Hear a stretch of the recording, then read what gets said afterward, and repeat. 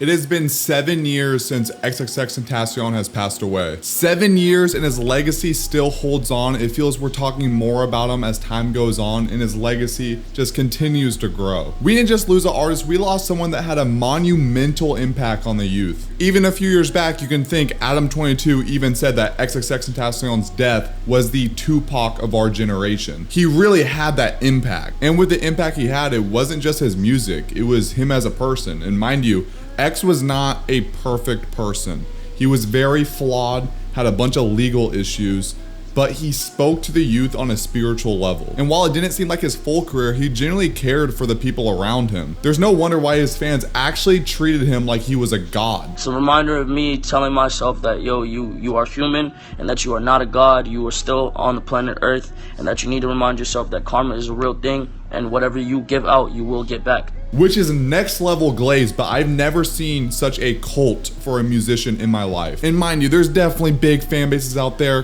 Cardi, Taylor Swift, obviously. X fans were ride or die. If X didn't like something, that whole community was getting harassed. If fucking X wanted you to jump someone, that was happening.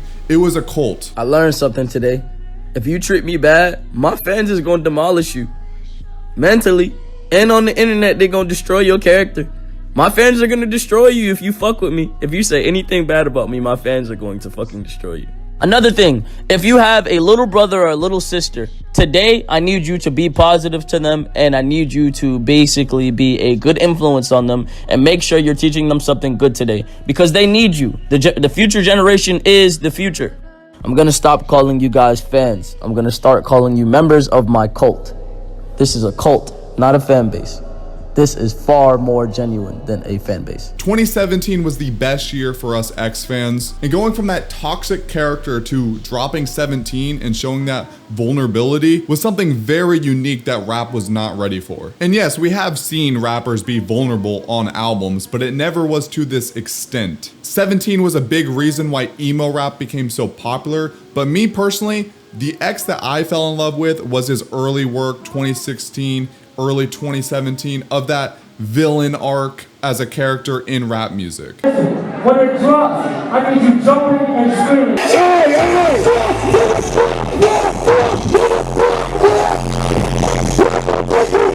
True villain, by the way. We always see the fake villains of the rap industry.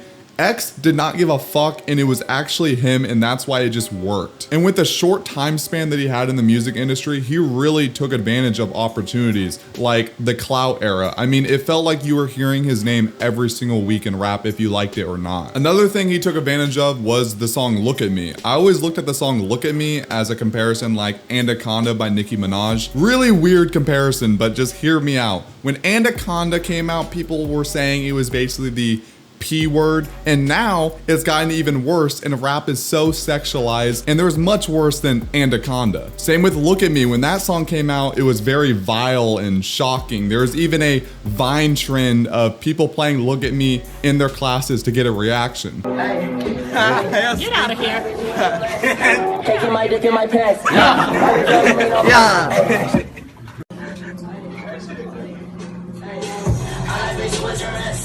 Taking my dick in my pants.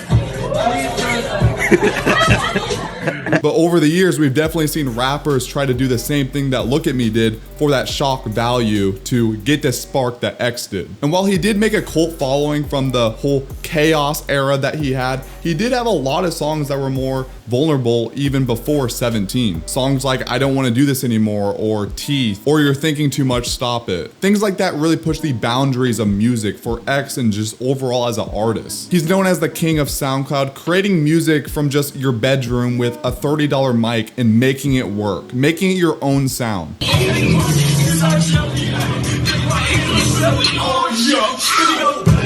Like I said, big influence on emo rap. Trap metal was a whole wave that was going, that was started by him. And he's one of the main influencers for rage music today, which has created so many subgenres to bounce off of. I'm not saying that X started Rage, but there was a lot of factors of Rage music starting and evolving, and X was one of them. And while I'm going over some of the things I love about X, it is very obvious that he has a very questionable past. You either love him or despise the things that he did in the past. He faced some serious abuse allegations, and looking through the Look at Me documentary, it was upsetting that they focused so much on that. But looking at it, like, did he do that shit?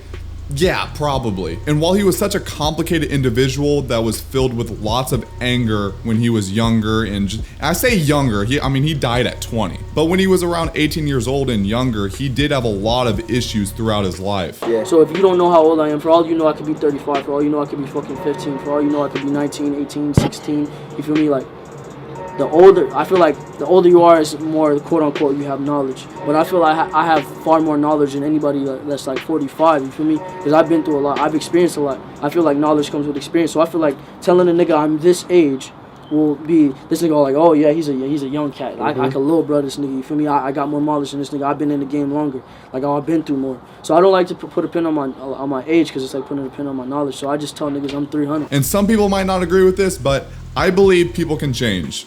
And X is the biggest example I have for someone that had character development. To go from someone that is so angry and filled of rage to someone that is so uplifting and wanting to help others in a year is so crazy to me. I mean, Denzel Curry said it best. He matched the hair colors with each era of X, black and blonde being the more angry, dark figure, the white hair being his depressing era, and the blue hair when he was more spiritual and uplifting. As someone that was part of his cult following early in 2016, 2017 when I was in middle school, it is so cool to see how much his fan base has even gotten bigger since then. Some fans like to gatekeep their artists, and I don't really like that. I am so happy that kids are becoming fans of him that weren't even aware of him when he was alive. Or maybe they were too young. There is a lot of young fans that are becoming X fans, yes. And in 2024, he hit his highest monthly listeners multiple times. And I'm talking like 40 million. Like, that's not even come close in years past. And yeah, like I said, OG fans might be upset that there's new fans coming along, but I love it. I love that we're keeping his legacy alive and that he's getting even bigger. And like I said, OG fans might be a little bit upset that there's so many new X fans nowadays, but I love it. I love that we're keeping his legacy alive. And his fan base is growing rapidly, and that just shows his impact. And while I don't really listen to his music anymore, he still has a special place in my heart. He was the first artist that I got really attached with, got obsessed with, got really into music with. And as much as I miss his music, I miss him as an individual. The music industry is just not the same without him. And I'll be real, my 8th grade self going to freshman year, I did cry when he died. Like, I could not believe that he passed away because he was my everything. My phone wallpaper was him. I made artwork of him. X and Ski were like the only artists I was really listening to. And I still think it's that one death that I've not truly recovered from. His presence is definitely missed, and who knows what the music industry would look like if he was still here. Because even after 7 years later, I truly do think that XXXTentacion is the biggest what could have been in music history. W Glaze video, I'll see you guys next week.